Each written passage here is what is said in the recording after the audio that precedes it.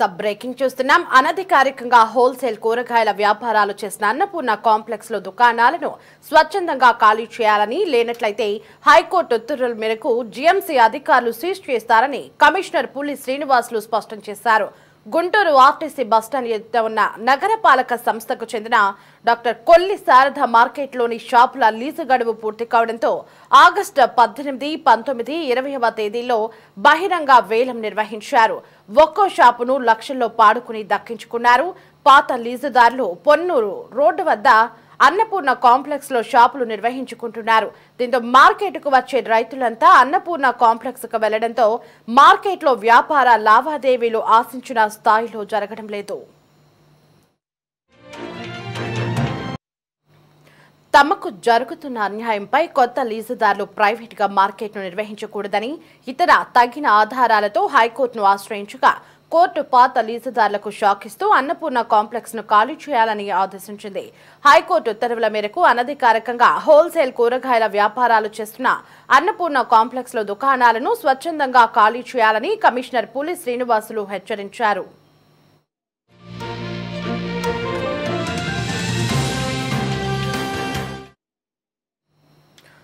ఇదే అంశానికి సంబంధించి మరింత సమాచారం మా ప్రతినిధి ప్రమోద్ ఫోన్ ఇన్ లో అందించడానికి సిద్ధంగా ఉన్నారు. Pramod, over to you. Devi, ఏదైతే గత కొంతకాలంగా కూడా ఇటు కొల్లి మార్కెట్ అన్నపూర్ణ కాంప్లెక్స్ కి సంబంధించినటువంటి వివాదం కూడా వివాదాస్పదం అవుతుంది. అయితే ఈ నేపథ్యంలోనే ఇటు కొల్లి మార్కెట్ లో ఎవరైతే గతంలో పనిచేసినటువంటి పాత లీజుదారులు ఎవరైతే ఉన్నారో వారు ఇప్పుడు కొత్త కాంప్లెక్స్ అయినటువంటి అన్నపూర్ణ కాంప్లెక్స్ లో లీజుకు తీసుకొని అక్కడ పాడుకుంటున్నటువంటి పరిస్థితి. అయితే ఇప్పుడు నగర కమిషనర్ ఇటు ఎవరైతే కొత్త లీజుదారులు కొల్లి మార్కెట్ లో పాడుకున్నటువంటి వ్యక్తులు అయితే ఉన్నారో వారు హైకోర్టుని ఆశ్రయించడం జరిగింది. అంటే అక్కడ వచ్చేటువంటి రైతుల్ని కూడా పాత లీజుదారులు రానివ్వకుండా ఇబ్బందులు పెడుతూ వారిని ఇబ్బందులు గురి చేస్తున్నారంటూ కూడా హైకోర్టును ఆశ్రయించారు. ఈ నేపథ్యంలో ఇటు హైకోర్టు కూడా ఉత్తర్వులు జారీ చేసింది. ఏదైతే కొల్లి మార్కెట్ లోనే ఈ కూరగాయల వ్యాపారం జరగాలంటూ కూడా ఉత్తర్వులు జారీ చేసింది. ఈ నేపథ్యంలోనే అన్నపూర్ణ కాంప్లెక్స్ లో ఇప్పటికే వారికి నోటీసులు కూడా జారీ చేశారు.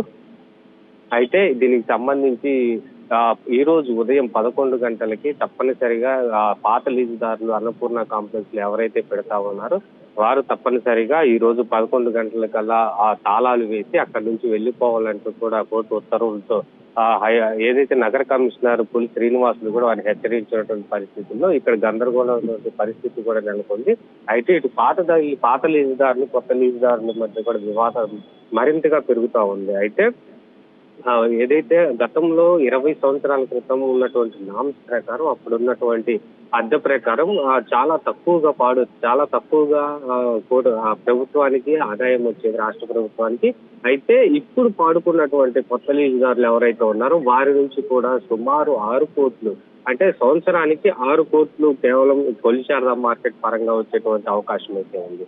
కాబట్టి ఇటు కొల్లి మార్కెట్ కి సంబంధించినటువంటి ప్రతి ఒక్క అంశాన్ని కూడా ఇటు పోలీసులు కావచ్చు, ఇటు నగర కమిషనర్ కావచ్చు, ఆ గతంలో ఎవరైతే రైతులు కావచ్చు, లేదంటే ఎవరైతే ఆ మధ్య ఉన్నటువంటి లీజుదారులు కావచ్చు, వారు కూడా కొల్లి మార్కెట్ లోనే వ్యాపారం నిర్వహించాలి. అక్కడి నుంచి కూరగాయల వ్యాపారం కూడా ప్రతి ఒక్కటి జరగాలంటూ హైకోర్టు ఉత్తర్వులు చేసినటువంటి నేపథ్యంలో ఇప్పుడు ప్రస్తుతం అన్నపూర్ణ కాంప్లెక్స్ లో ఏదైతే ఆ షాపులకి లాక్ వేసేటువంటి పరిస్థితి. అయితే ఇప్పుడు ఎలాంటి, అంటే కొల్లి మార్కెట్ వాళ్ళు ఎలా స్పందిస్తారు, లేదంటే అన్నపూర్ణ కాంప్లెక్స్ లో పాత లీజుదారులు ఎలా స్పందిస్తారో కూడా మరికొద్దిసేపట్లో కూడా తేలేటువంటి అవకాశం అయితే ఉంది. దేవి.